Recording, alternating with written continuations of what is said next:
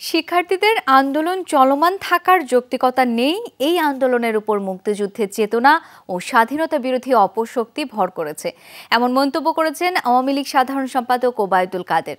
বিকেলে এক বিবৃতিতে আওয়ামী লীগ সাধারণ সম্পাদক আরও বলেন, আপিল বিভাগের আদেশের পরে হাইকোর্ট বিভাগের রায়ের কোনো কার্যকারিতা নেই। রাজনৈতিক উদ্দেশ্য হাসিলের জন্য কোনো গোষ্ঠী বা মহল এই আন্দোলনকে উস্কানি দিচ্ছে।